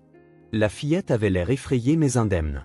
« Lucie, où étais-tu » J'étais mort d'inquiétude. Je me suis caché dans l'église, dit-elle en le serrant dans ses bras. Le père John m'a laissé dormir ici. Après que ces hommes sont revenus. Ils sont revenus? Avant-hier soir. Cette fois, ils étaient vraiment en colère, disant que je devais arrêter de vous parler, ou? Lucie hésita, clairement effrayée. Ou quoi? Ou quelque chose de mal m'arriverait.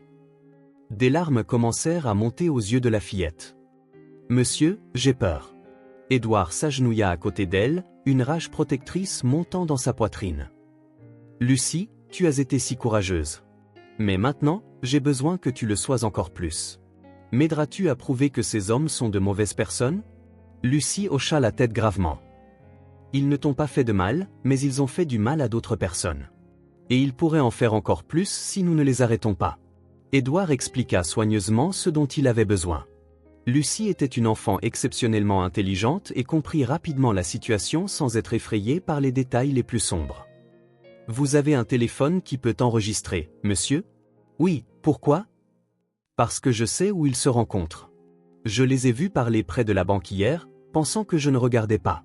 Lucie sourit avec détermination. Je peux m'approcher de très près sans qu'ils me voient. Je suis petite et je sais comment me cacher. Édouard hésita. L'idée de mettre une enfant en danger le terrifiait, mais il reconnaissait aussi que Lucie avait ses propres raisons de vouloir aider. Robert et Isabella l'avaient menacée, faisant d'elle une victime de leur cupidité. C'est dangereux, Lucie. Monsieur, je vis dans la rue depuis 2 ans. Je sais ce qu'est le vrai danger. Elle le regarda avec des yeux qui semblaient bien trop vieux pour son âge. Ils m'ont fait peur, mais les méchants essaient toujours de faire peur à ceux qui peuvent dire la vérité sur eux. La sagesse de la fillette l'impressionna. Et s'ils te voient?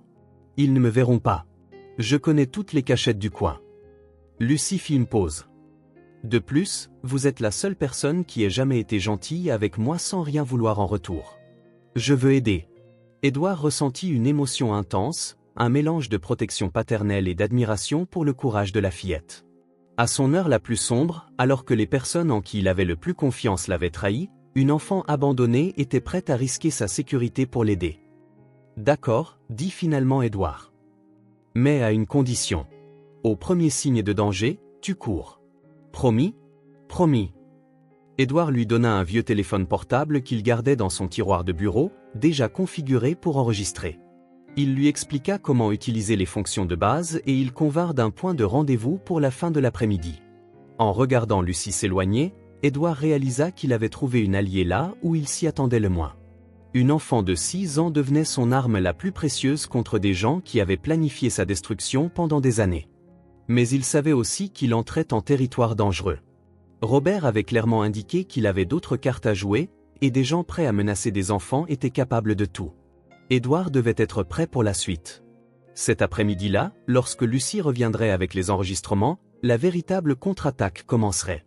Mais d'abord, il devait s'assurer que, quoi qu'il arrive, la fillette serait protégée des conséquences de sa bravoure. Édouard passa l'après-midi dans un état d'anxiété constante, vérifiant sa montre toutes les quelques minutes. Il avait convenu de retrouver Lucie à 17h à l'église où elle s'était réfugiée, mais son esprit ne cessait d'imaginer des scénarios de plus en plus sombres sur ce qui pourrait mal tourner. À 15h, il reçut un appel inattendu de Robert. « Édouard, nous devons parler. Maintenant. » À propos de quoi? De certaines complications qui sont apparues. Peux-tu venir à mon bureau? Édouard hésita.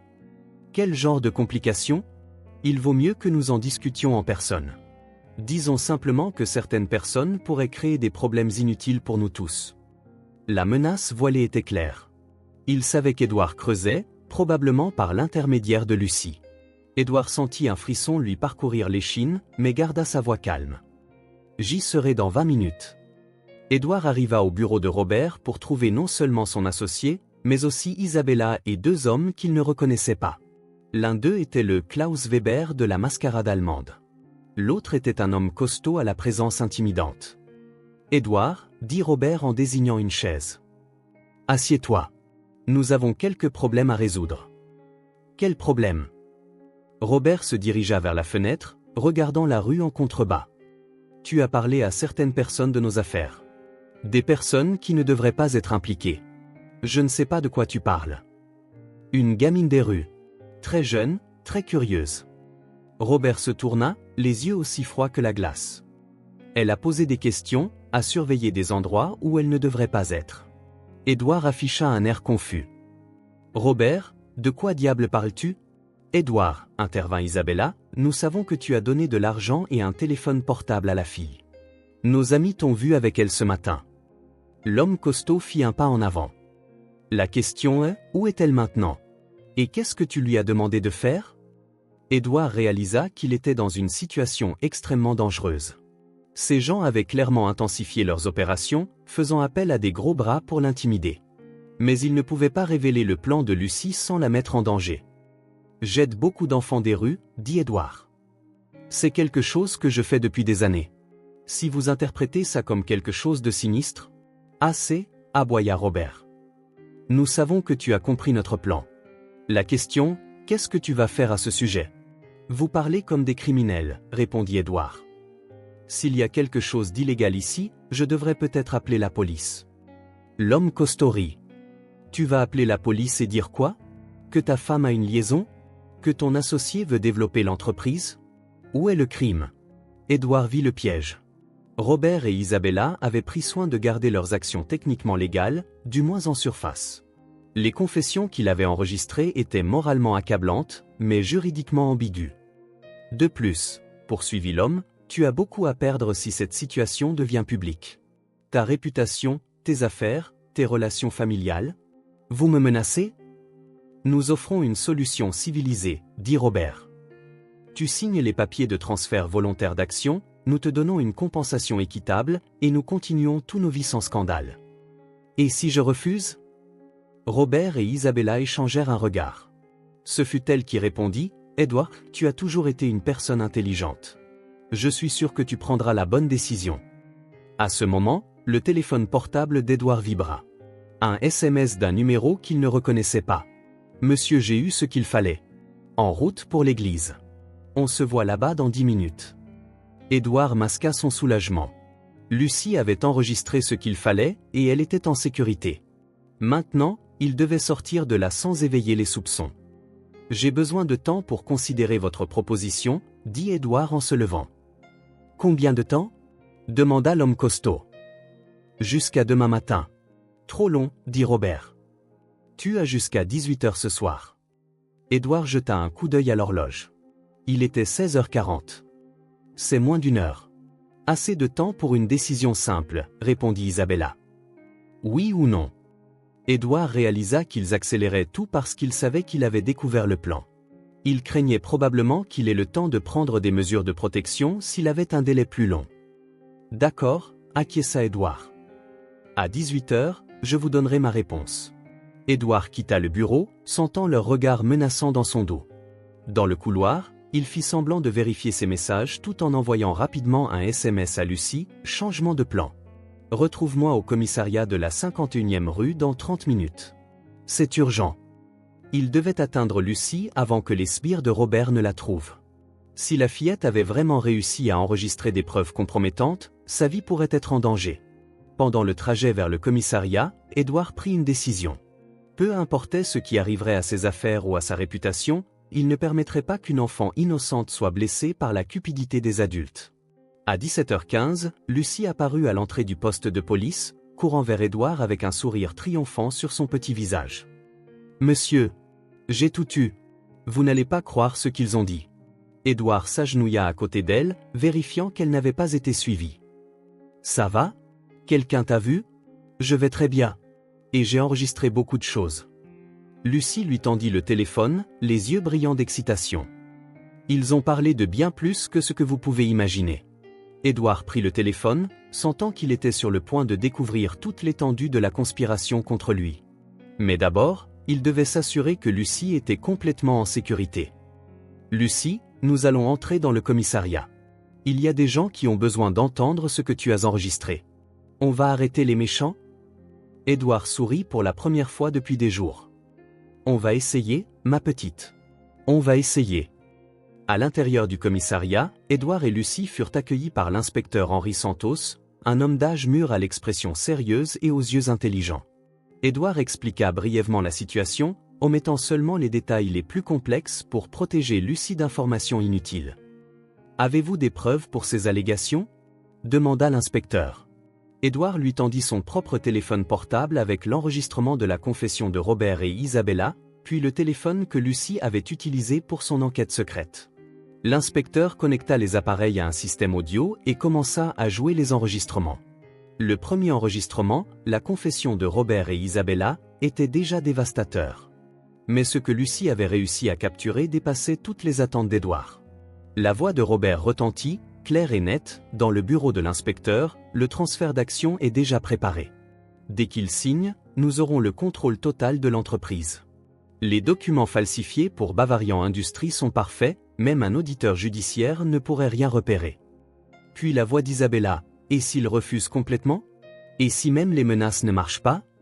Alors on passe au plan B, répondit Robert. Nous avons assez de preuves fabriquées pour suggérer qu'Édouard fait une dépression nerveuse. Des documents médicaux falsifiés, des témoins payés. On le fait interner dans un établissement psychiatrique, en prétendant qu'il est un danger pour lui-même. Le sang d'Édouard se glaça. Ils avaient prévu non seulement de voler son entreprise, mais de détruire sa liberté et sa santé mentale. L'enregistrement continua avec Robert détaillant le plan. Le docteur Miranda est déjà dans le coup. Il signera tous les rapports dont nous avons besoin. Avec Édouard interné, Isabella aura la pleine procuration sur tous ses biens. Et la fille, demanda une troisième voix, probablement celle d'un des sbires. La fille est un problème, répondit froidement Robert. Elle en a trop vu, elle en sait trop. Elle doit disparaître. Définitivement. Édouard regarda Lucie, qui écoutait avec de grands yeux. Même dans son innocence, elle comprenait que ces gens prévoyaient de lui faire sérieusement du mal. L'inspecteur Santos arrêta l'enregistrement. C'est suffisant pour une arrestation immédiate pour conspiration, fraude, faux et usage de faux, et menace sur mineurs. Y en a-t-il plus? Beaucoup plus, dit Édouard, encore en train de digérer toute l'étendue de la malveillance de Robert et Isabella. L'enregistrement révéla des détails choquants. Robert avait falsifié la signature d'Édouard sur des dizaines de documents au fil des mois. Il avait soudoyé des employés du bureau des archives pour enregistrer des transferts frauduleux. Il avait même acheté le silence de clients importants pour qu'ils ne remettent pas en question les changements soudains dans la structure de l'entreprise. Mais le plus troublant était peut-être la froideur avec laquelle il discutait du sort d'Édouard. Isabella suggérait que même après avoir tout obtenu, Édouard ne pourrait pas être libéré de l'établissement psychiatrique. Il en sait trop, disait sa voix sur l'enregistrement. S'il sort, il nous poursuivra. Il vaut mieux qu'il reste interné indéfiniment. Tu suggères que, demanda Robert. Je suggère que certains problèmes se résolvent d'eux-mêmes lorsque les gens sont laissés trop longtemps dans des institutions psychiatriques, répondit Isabella avec une froideur qui fit réaliser à Édouard qu'il ne l'avait jamais vraiment connu. L'inspecteur éteignit l'équipement et regarda Édouard avec une expression grave. Monsieur Montgomery, ces gens ont prévu non seulement de voler votre entreprise, mais de détruire complètement votre vie. Et la menace contre la mineure est extrêmement sérieuse. Que pouvons-nous faire? Demanda Édouard. Nous devons agir vite. Ils vous ont donné un ultimatum jusqu'à 18h, c'est exact? Il est 17h40. Nous allons utiliser ça à notre avantage. L'inspecteur exposa le plan. Édouard retournerait au bureau de Robert à 18h précises, faisant semblant d'accepter leur demande. Pendant ce temps, des officiers seraient positionnés stratégiquement. Au moment où Édouard donnerait le signal, en tapotant 2 fois sur son téléphone portable, il ferait une descente dans le bureau et arrêterait tout le monde. « Et moi ?» demanda Lucie. « Tu restes ici, ou tu es en sécurité ?» dit doucement l'inspecteur. « Tu as déjà fait ta part, petite héroïne. » Édouard s'agenouilla à côté de Lucie, prenant ses petites mains dans les siennes. « Lucie, tu as été plus courageuse que n'importe quel adulte que je connais. Tu as sauvé non seulement ma vie, mais probablement la vie d'autres personnes qu'ils auraient pu blesser à l'avenir. Monsieur, après qu'on aura arrêté les méchants, vous irez bien. » Édouard sourit, ressentant une émotion intense. « Je vais aller mieux que bien, Lucie. Et tu sais pourquoi? Pourquoi? Parce que j'ai découvert que la famille, ce ne sont pas les gens qui partagent le même sang ou qui se marient. La famille, ce sont les gens qui tiennent vraiment les uns aux autres. » Édouard fit une pause, les mots suivants venant directement de son cœur. « Lucie, voudrais-tu être ma vraie fille ?» Les yeux de la fillette s'emplirent de larmes. « Vous voulez m'adopter? Plus que tout au monde. » Lucie se jeta dans les bras d'Édouard, le serrant fort. « Oui, je veux être votre fille. » L'inspecteur Santos observa la scène avec un sourire, mais reprit bientôt son ton professionnel. « Monsieur Montgomery, il est temps. N'oubliez pas, agissez normalement, amenez-les à s'engager verbalement dans les menaces, et donnez le signal quand vous serez prêt. » Édouard se leva, embrassant le front de Lucie. « Reste ici avec l'inspecteur. Quand je reviendrai, nous commencerons notre vie de père et fille. »« Sois prudent, papa, » dit Lucie, essayant le mot pour la première fois. Édouard sentit son cœur se gonfler. Au milieu de la trahison la plus dévastatrice de sa vie, il avait trouvé l'amour le plus pur qu'il ait jamais connu. Il était temps de clore ce sombre chapitre pour toujours. À 18h, Édouard était de retour dans le bureau de Robert, prêt pour la confrontation finale. Mais cette fois, il n'était pas seul. Il avait la force d'une fille courageuse et l'autorité de la loi de son côté. Édouard entra dans le bureau de Robert à 18h précises, trouvant la même configuration qu'auparavant, Robert, Isabella, le faux Klaus Weber et l'homme costaud. Tous le regardèrent avec une attente tendue alors qu'il s'approchait du bureau où les documents de transfert étaient étalés. Ponctuel comme toujours, dit Robert avec un sourire qui n'atteignit pas ses yeux. J'espère que tu as pris la décision sensée. C'est le cas, répondit Édouard en prenant les documents. Mais avant de signer, j'aimerais clarifier quelques points. Quels points ? Demanda Isabella, sa voix empreinte d'impatience. Je veux des assurances qu'après avoir signé ces papiers, vous me laisserez complètement tranquille. Pas de harcèlement, pas de tentative de m'impliquer dans de futurs scandales. Robert rit. Édouard, après ta signature, nous n'aurons plus aucun intérêt pour toi. Tu seras un homme libre de reconstruire ta vie comme tu l'entends. Et la gamine des rues que vous avez mentionnée ? Qu'avez-vous l'intention de faire d'elle ? L'homme costaud s'avança. Ça ne te regarde pas. Ça me regarde maintenant, dit fermement Édouard. Si vous faites du mal à une enfant innocente, Tu feras quoi ? L'interrompit Robert.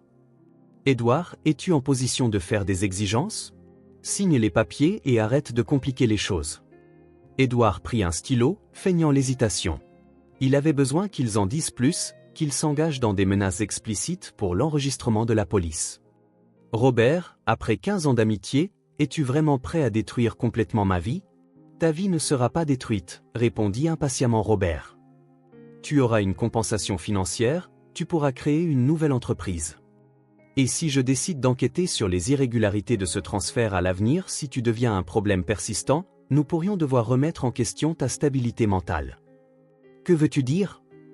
Eh bien, dit Robert en se rapprochant, un homme qui fait des déclarations paranoïaques sur des conspirations, qui accuse sa propre femme et son meilleur ami sans preuve, qui voit des problèmes là où il n'y en a pas, cet homme pourrait avoir besoin d'une aide professionnelle.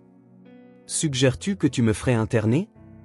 Je suggère que les personnes atteintes de délire de persécution nécessitent parfois des soins spécialisés, répondit froidement Robert. Surtout lorsque ces délires deviennent dangereux pour eux-mêmes ou pour les autres.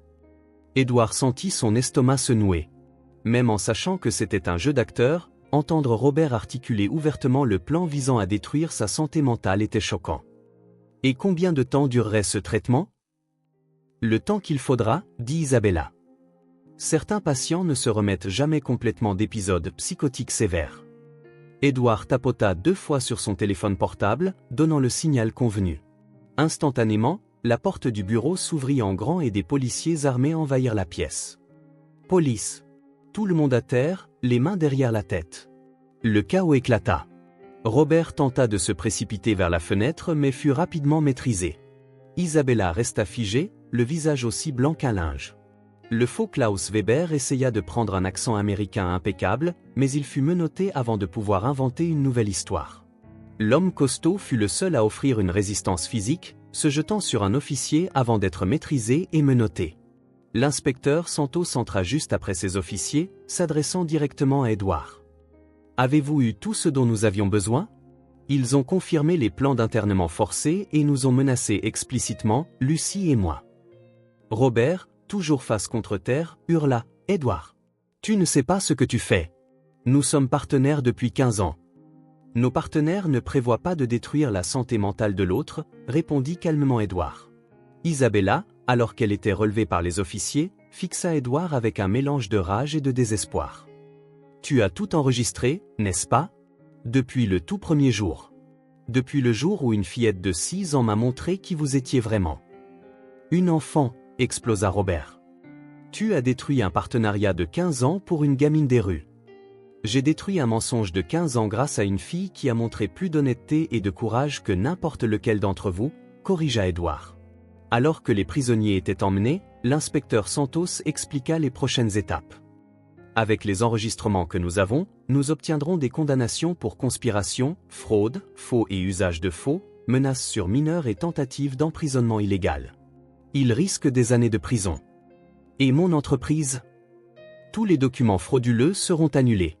Vous retrouverez le plein contrôle de vos actifs.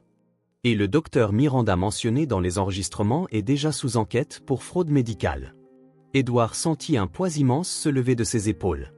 Pour la première fois depuis des semaines, il pouvait respirer librement. Puis-je voir Lucie maintenant ? Bien sûr. Elle vous attend avec impatience. Édouard retourna au commissariat, où il trouva Lucie endormie sur une chaise, serrant un ours en peluche qu'un officier lui avait trouvé. En s'approchant, elle se réveilla et courut dans ses bras. « Papa! On a eu les méchants? On les a eus, ma chérie. Pousse. Et maintenant? On rentre à la maison ?» Édouard regarda la courageuse petite fille qui lui avait sauvé la vie et lui avait donné quelque chose de bien plus précieux que n'importe quelle entreprise, une vraie famille. « Maintenant, on rentre à la maison, ma fille. À notre maison. » En quittant le commissariat avec Lucie dans ses bras, Édouard réalisa qu'il avait perdu une fausse épouse et un ami traître, mais il avait gagné une vraie fille et une seconde chance de construire une famille basée sur un amour authentique. 6 mois plus tard, Édouard et Lucie entrèrent au Lernade, le même restaurant où tout avait commencé. Mais cette fois, l'atmosphère était complètement différente. Lucie portait une nouvelle robe bleu clair, ses cheveux étaient attachés par un ruban de satin, et ses yeux brillaient, non pas de la méfiance d'une enfant des rues, mais de la confiance d'une enfant aimée et protégée. « Papa, je peux avoir le saumon ?» demanda-t-elle en étudiant le menu avec sérieux. « Tu peux avoir tout ce que tu veux, ma princesse », répondit Édouard en souriant, observant comment elle s'était adaptée à sa nouvelle vie. Au cours des derniers mois, Lucie avait démontré une intelligence exceptionnelle à l'école privée où il l'avait inscrite, impressionnant les enseignants par sa capacité d'apprentissage et sa détermination. Le processus d'adoption avait été finalisé la semaine précédente. Lucie était désormais officiellement Lucie Montgomery, avec un acte de naissance, des dossiers scolaires, surtout, un foyer sûr et aimant. « Papa, dit Lucie en posant le menu, tu te souviens de ce qu'Isabella disait de ce restaurant ?» Édouard s'arrêta, surpris par la mention. Que disait-elle? Que c'était un endroit pour célébrer les choses importantes. Lucie sourit. Elle avait raison. Mais elle célébrait les mauvaises choses. La sagesse de la fillette continuait d'étonner Édouard. À maintenant 7 ans, Lucie avait développé une perception des relations humaines que beaucoup d'adultes n'atteignent jamais. Le serveur s'approcha, le même qui les avait servis lors de cet après-midi fatidique 6 mois plus tôt. Il reconnut Édouard et sourit chaleureusement. « Monsieur Montgomery, c'est un plaisir de vous revoir. Et voici sans doute la fille dont nous avons tant entendu parler. »« Oui, » dit Édouard avec une fierté évidente. « Voici Lucie, ma fille. » Après avoir commandé, Édouard regarda autour du restaurant, se rappelant ce qu'il avait ressenti cet après-midi-là en découvrant la montre dans le sac à main d'Isabella. Cela semblait être une autre vie. « À quoi tu penses ?» demanda Lucie, remarquant son expression lointaine. « Je pensais à quel point la vie peut changer en quelques semaines. Il y a 6 mois, je pensais savoir exactement qui étaient les personnes les plus importantes de ma vie. Et maintenant ? Maintenant, je sais que la vraie famille n'a rien à voir avec les contrats de mariage ou les partenariats commerciaux. Elle a à voir avec les gens qui se soucient sincèrement les uns des autres. » Lucie hocha la tête gravement. « Comme la façon dont tu t'es soucié de moi-même quand j'étais juste une gamine des rues qui demandait la charité. Tu n'as jamais été juste une gamine des rues, Lucie. Tu as toujours été spéciale. Il m'a juste fallu un peu de temps pour réaliser à quel point. » Pendant le déjeuner, ils parlèrent de projets futurs. Édouard avait complètement restructuré son entreprise, mettant en place des contrôles plus stricts et promouvant les employés sur la base du mérite et de l'intégrité, pas seulement du charisme. Ses affaires prospéraient à nouveau, mais il avait maintenant une perspective différente du succès. « Papa, je peux te poser une question sur Robert et Isabella ?» Édouard hésita. Il parlait rarement des événements traumatisants, se concentrant toujours sur l'avenir positif. « Tu peux. Est-ce qu'ils te manquent, même après ce qu'ils ont fait ?» La question toucha quelque chose qu'Édouard avait évité d'examiner de trop près. Les personnes que je pensais qu'ils étaient me manquent. L'amitié que je pensais avoir avec Robert me manque. Le mariage que je croyais avoir avec Isabella me manque. Mais ces personnes n'ont jamais vraiment existé. C'est triste, observa Lucie. Ça l'est. Mais tu sais ce que j'ai appris? Parfois, on perd de fausses choses pour gagner de vraies choses. Si Robert et Isabella n'avaient pas fait ce qu'ils ont fait, je n'aurais jamais découvert que la chose la plus importante qui manquait dans ma vie était une fille. Lucie rayonna, ses yeux s'emplissant de larmes de joie. Et je n'aurais jamais découvert qu'il y a des adultes qui protègent les enfants au lieu de leur faire du mal. Après le déjeuner, ils marchèrent sur le même trottoir où l'accident s'était produit. Édouard s'arrêta à l'endroit exact où Lucie avait couru vers lui avec la montre à la main. « C'est ici que notre famille a commencé, dit-il en s'agenouillant à côté d'elle. C'est ici que tu m'as sauvé, corrigea Lucie. En fait, je pense que c'est toi qui m'as sauvé. Ils restèrent là quelques minutes, père et fille, regardant les gens se presser sur le trottoir. Édouard pensa à la façon dont ce simple après-midi avait été le catalyseur de la transformation la plus importante de sa vie. « Papa, dit finalement Lucie, on peut rentrer à la maison maintenant? Je veux te montrer mes devoirs de maths. »« Bien sûr, ma princesse. » En retournant à la voiture, Édouard réalisa qu'il avait trouvé quelque chose qu'il ne savait même pas qu'il cherchait, un véritable but. Son entreprise était toujours importante, ses affaires prospéraient toujours, mais maintenant, tout cela n'était qu'un moyen pour quelque chose de bien plus grand, donner à Lucie toutes les opportunités qu'elle méritait. Ce soir-là, en bordant Lucie dans sa chambre décorée de princesses et de livres, Édouard réfléchit au voyage extraordinaire qui les avait amenés ici. Une tentative de vol s'était transformée en la découverte de l'amour paternel. Une trahison dévastatrice avait conduit à la famille la plus vraie qu'il ait jamais connue. « Bonne nuit, mon amour, dit-il en embrassant le front de Lucie. « Bonne nuit, papa. Merci de m'avoir choisi pour être ta fille. Merci de m'avoir choisi pour être ton père. » Édouard descendit dans sa maison, qui lui semblait maintenant véritablement un foyer, sachant qu'il avait trouvé quelque chose de plus précieux que n'importe quelle montre de luxe ou compte en banque. Il avait trouvé l'amour inconditionnel et la loyauté sincère d'une enfant courageuse qui lui avait appris que la vraie richesse réside dans les liens que nous tissons basés sur la confiance, la protection et l'affection mutuelle. La montre qui avait déclenché toute cette transformation restait dans son tiroir, non plus un symbole de trahison, mais un rappel que parfois, les cadeaux les plus précieux de la vie viennent déguisés en pertes douloureuses.